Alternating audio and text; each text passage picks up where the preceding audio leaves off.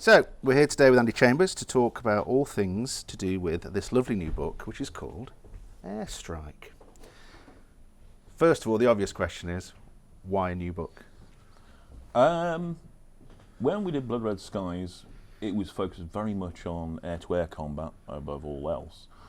But it's got some stuff with bombers in it, and it very rapidly became apparent that people love their bombers more than anything else. And it adds a good extra element to it. And we were being asked an awful lot about rules for attacking ships, attacking ground targets, stuff like that. So I had a few ideas about this already written up and pushed it all along further. And so the idea was to present a sort of toolkit for putting together a lot more multi-level scenarios rather than it's just an air fight to it's an air fight where you're escorting bombers who have to bomb a target and get past the flag and get home again.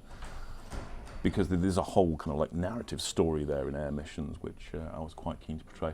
I also wanted to do, quite frankly, more scenarios.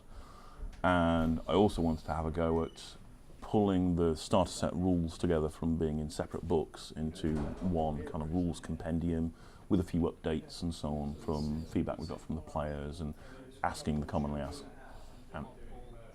questions, frequently asked questions, and so on. So there's all that and cards and more and everything stuff into it. Basically. When I was reading through it, one of the things I really liked was the fact that you've moved beyond just the prop-powered era and into the jet-powered era. And the MiG alley rules seem like a really nice sort of step forward. Is that something that you'd be interested in moving into more into the jet age further on? Yeah, the MiG alley stuff that we've got in there, which was mainly put in just because bolt action was going into the Korean War, and it was like, oh, we can do some MiGs as well. You do some Blood Red Sky stuff, and like, can you make jets work in the world? And we'd already figured jets out for doing stuff like Me-262s and so on. And when you get into Korean War, because it's 1950, starting in 1950, it's not taking that great leap forward that you get with jets later on. Jets are faster, certainly, but they're still doing gun combat. They're still chasing each other around the skies and trying to shoot each other with guns. So the core game mechanics still work. And we found, kind of to our surprise, that it actually produces a very interesting game because everything's so fast all of a sudden it changes the dynamics a lot more. The jet rules also change the dynamic of the game quite a bit. So it kind of opened the bottle with the genie in it to a certain extent because now I've got people asking me about doing more jet stuff. I'm very excited. Ken in particular is very excited about doing stuff. Roger's always excited by jets. So we've been talking about maybe doing some more with jets in the future and maybe doing some more Korean War era jets. In MiG Alley, the box set, we just did the Sabres and the MiGs for that, but we've done the stats for a bunch of other planes in Air Strike as well, just stat lines, so that you can fly your Panthers or your Meteors or what have you in the Korean War era, because they all work. Talking to Paul just now, we might look at doing some more aircraft as well, some more aircraft models, maybe release a Panther and stuff like that. At the moment, there's an awful lot of people that are very into gaming the Vietnam War, which is something I've only really just thought about after years of growing up with certain music and movies and stuff like that, and you avoid it a little bit. Did you see the Kong film? That Kong film with Skull Island. Oh, right, okay. Oh, you should if you're into Vietnam. Oh, right, they plug into that to a certain extent, and it's awesome. But do you think that's something that it's a different kettle of fish, isn't it? The war over Vietnam. This has been a subject of hot debate recently of like, does Blood Red Skies still work when you go up to Nam era? And looking at it, you're starting to get early infrared missiles, heat-seeking missiles at that point. They're not terribly reliable though, and they're a bit hinky about getting them to lock on and all the rest of it.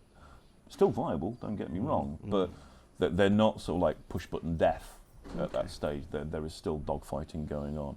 The rules of engagement the Americans are suffering under as well mean that they have to visually ID planes before they can fire at them and things like this. So it actually does work. Ken's been doing some tests recently. Right. So that's another thing we've been talking about. We might do a MiG Alley style box for NAM. Maybe later this year, maybe next year. Okay. Again, just sort of expand out. The most hilarious thing about that is if you look at a 1/200 scale F4 Phantom, they're like this size. They're huge. I've been stood next to the real thing many times. So. coming back to Air Strike, then you mentioned the fact we've got the MiG alley stuff. You also mentioned the fact that there's a whole bunch of new options when it comes to targeting ground targets and things like that. Is that an outgrowth of interacting with bolt action, or more different to it? It was more an outgrowth of like reading about various ground attack missions, different missions that they had to undertake. When you read sort of the autobiographies and so on, it's very clear there's a difference between doing like a bombing run over Schweinfurt compared to trying to blow up a radar installation somewhere in Normandy with, you know, a bunch of Hurricanes with bombs under the wings. And there were all these different kind of ground attacks going on, and, you know, the classic sort of attacking convoys of trucks or ships or what have you. And it was like the challenge there was like, how can we put together again a toolbox that will let you do all of these things with Blood Red Skies? And so, being games designer, that's what I did. Because I noticed that in the actual book itself, you've got these quite nice fold-outs. Oh yes, because we wanted to supply them target cards. Yeah. You know, we have our data card for Yes. a plane, and I felt like we Yeah. should have a card for a target as well. And I thought that was particularly nifty and neat, as our American friends say, because it, like you say, adds a whole new dimension to it. But also, you've provided so many. I mean, you've got multiple, so you can hit that battleship and then keep going. Yes, and then You know, onto the cruiser, onto the rest. I'm not sure we managed to do everything that was on the list in the end, but yeah, there's a load of them, and there's also the core rules of how they're put together is in the book as well, so that people can create their own. Because I don't imagine that we've covered everything there. Well, we're going to take an in-depth look at this next week as part of our Prime membership thing. But there's 10 scenarios in there, and I was reading a couple, and I just thought, God, you know your stuff. And that was really nice to actually know, to come across somebody who's written something with the sort of detail that I've read about, and you obviously read a great deal about. Well, I've also had the great benefit. I mean, you joked earlier on about Roger Garish, but getting his name in the book and so on. But he has been a big help, and Ken as well in particular. A bunch of guys in the States have been really helpful to me. So it's been as a well. collaborative effort then? Yes, yeah. One of the nice things that since Blood Red Skies came out is like, you know, we have our nice little Facebook group, and I've got to know a lot of people there. And while I may feel like I know something about World War II air combat, I can double-dog guarantee you there are people who know more about every aspect of it there. And if you float a question there or you ask their opinion, you can get, honestly, more information than you can deal with very quickly. So it's really all, that's not part of it, becomes almost more of an editorial job, because there's like, for each of the scenarios we've done in there, I mean, I conceptualised those and wrote them up, but I asked people to write up sample forces to fight the scenarios which are like historically based, because they can run off and do the research and so on. So, and they're brilliant, absolutely brilliant, and they produced all of those. Ken did a lot of them, it must be said, but Tom here actually did a few of them as well. Great. So what's next? I mean, this is the perennial problem I find with wargamers. You've produced something wonderful. That's nice. What's next? What's next? So what's next with Blood Red Skies? Next is we have a new starter set coming out, hopefully this year, hopefully summer this year. We're doing a Midway Starter Set,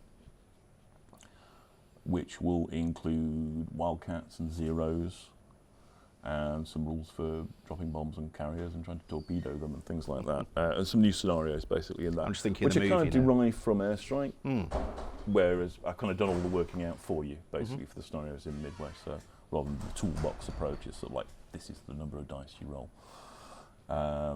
So I'm hoping that'll do well, because in many ways Midway's, it's kind of the Battle of Britain for America. In the, you know, it's that massive engagement. Everything hinges on this. Oh God, the entire course of the war could be changed in the course of an afternoon. That sort of stuff is really redolent in Midway, and it's a story of, you know, some real heroism and some real sacrifice going on. So A certain Roger Garish has in the past lent me books on this very thing. I must give them back to him one day. Yes. And what about you, Mr. Andy Chambers, the games designer extraordinaire? What are you up to in general? Well, I just moved house over Christmas, so everything is in the realm of chaos right now. My office is 50% boxes. This year, though, I'm just trying to get my legs under me to figure out what we're doing this year. We're looking at doing a 1/72nd scale version of Blood Red Skies in collaboration with Airfix. Hence the very nice kits that I Which is remember nice, from nice my pre-paints childhood. and Yes, kits and so forth and so on. Which is kind of going back to Blood Red Sky's roots to a large extent. So when we first designed it and started playing around with it, we were playing with 1/144th scale planes, pretty much like these, actually pre-paints as well. So all this wibbly base nonsense and cards, none of that. None of that. So there's that. Me and Gav Thorpe are working on a slaying game for the 2000 AD range of games that Warlord are doing, which was something we started it last year, and then for various reasons, Dread amongst others, got put on hiatus for a bit, which has had that fatal effect of giving us far too long to think about it and go like, I didn't like what we were doing, well, we should redo it, etc. So we've got to do that. What else is going on?